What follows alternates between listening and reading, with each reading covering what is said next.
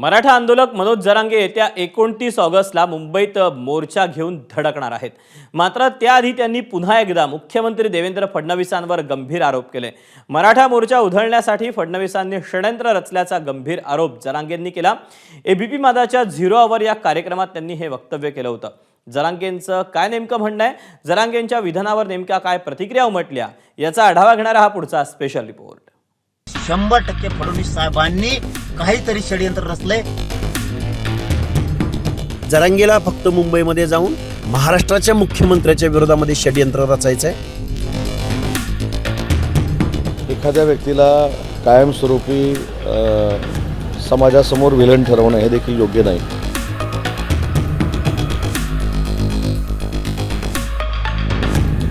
मराठा आंदोलनाचा धुरळा पुन्हा एकदा उठणार आहे।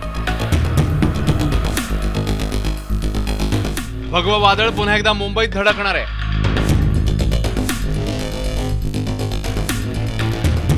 आरक्षणासाठी येत्या 29 तारखेपासून पुन्हा आंदोलनाची हाक मनोज जरांगे पाटलांनी दिली आहे। ऐन गणेशोत्सवाच्या काळातच मनोज जरांगेंनी मुंबईला धडक देण्याचा निर्धार केलाय। पण त्यांच्या हेतूवरच ओबीसी नेते लक्ष्मण हाकेंनी संशय घेतला। आमच्या बाप्पावरती आमचं प्रेम आहे, देव बाप्पावरती, गणेश बाप्पांवरती आम्ही त्यांना घेऊन जाणार आणि काही बांधव इथं बसवणार आहेत गणपती। तर आमचे 2-2, 3-3 एका घरातले मुंबईला यायला लागलेत। 1-2 घरी आहेत गणपती बाप्पांच्या गावातले सुद्धा आरती करायला, सांभाळायला। मुंबई निश्चित महाराष्ट्राची राजधानी आहे, मान्य आहे आम्हाला, पण मुंबईमध्ये चाकरमानी राहतो, मुंबईमध्ये कष्ट करणारी माणसं आहेत। महाराष्ट्रातल्या बेरोजगारांना, कष्टकऱ्यांना रोजीरोटी देण्याची राजधानी म्हणून मुंबईकडे पाहिलं जातं। मुंबईमध्ये जायचं, मुंबईचं ट्रॅफिक जाम करायचं, आम्ही आता इथून उठणारच नाही म्हणायचं, म्हणजे बीडमध्ये ज्या दंगली केल्या तेच गणेशोत्सवाच्या कालावधीमध्ये जरांगेंना मुंबईत जाऊन धिंगाणा घालायचा आहे। आरक्षणासाठी पुन्हा आंदोलनाचा हत्यार उपसणाऱ्या जरांगे पाटलांच्या रडारवर आहेत मुख्यमंत्री फडणवीस। एबीपी माझाच्या 0 आवर कार्यक्रमात बोलताना जरांगे पाटलांनी फडणवीसांवर गंभीर आरोप केलाय। फडणवीसांची बाजू घेत जरांगेंना उत्तर देण्यासाठी मैदानात उतरले ते लक्ष्मण हाके। प्रतिनिधी बांधवांना, चॅनलला मी कधीही चुकीचं बोलत नाही, कधी खोटं पण बोलत नाही। माझ्या पोटात जे ते तोंडात असते। माझा मराठा समाजाच्या लेकरा बाळासाठी मी लढतो आणि माझ्या लेकरा बाळाचा नरड जर तुम्ही आरक्षणामुळे दाबणार असलात आणि जातीय रंग आम्हाला देणार असलात तर 100% फडणवीस साहेबांनी काहीतरी षडयंत्र रचले, दंगल करण्याचं, काहीतरी जाळपोळ करण्याचं।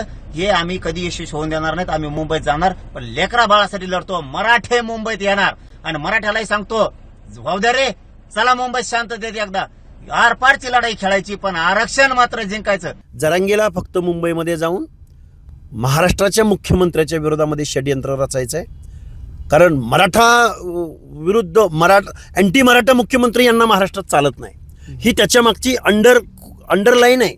त्यामुळे जरांगे पाटलाला आरक्षणाबद्दल किती ते सिरियस आहेत हे माहिती नाही, पण महाराष्ट्राच्या मुख्यमंत्र्याला खाली खेचणं हा एककलमी कार्यक्रम जरांगेंचा आहे।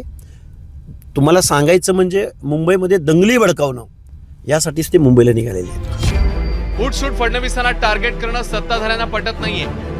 ठाकरेंच्या शिवसेनेचे खासदार संजय राऊत यांना मात्र फडणवीस आंदोलनात फूट पाडण्याचा प्रयत्न करत असल्याचं वाटतंय।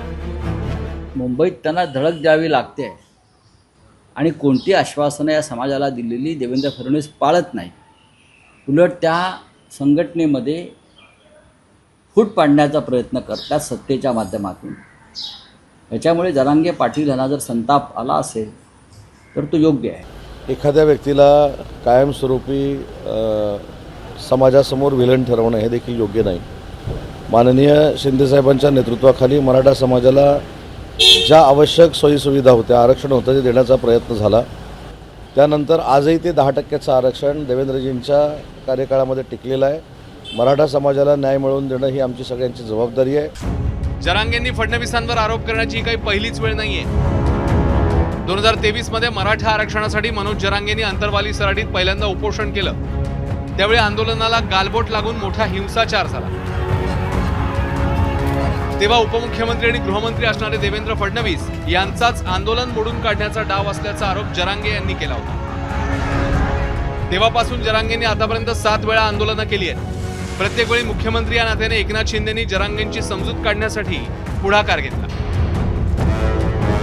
2024 मध्ये मुंबईकडे कूच करणाऱ्या जरांगेंना आरक्षणाच्या आदेशाची प्रत देऊन शिंदेंनी नवी मुंबईतूनच परतावून लावलं होतं.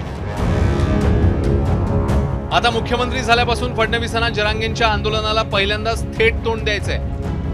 फडणवीसांच्या मुख्यमंत्रीपदाच्या पहिल्या कारकिर्दीत एक मराठा लाख मराठा ही टॅगलाईन घेऊन मराठा क्रांती मोर्चाचे जवळपास 50 मोर्चे निघाले होते. फडणवीसांनी त्यात यशस्वी वाटाघाटी करून आरक्षणही देऊ केलं होतं, पण ते सुप्रीम कोर्टात टिकलं नाही.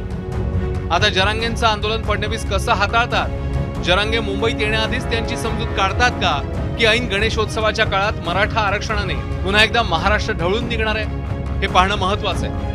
ब्युरो रिपोर्ट, एबीपी माझा. एबीपी माझा, उघडा डोळे बघा नीट.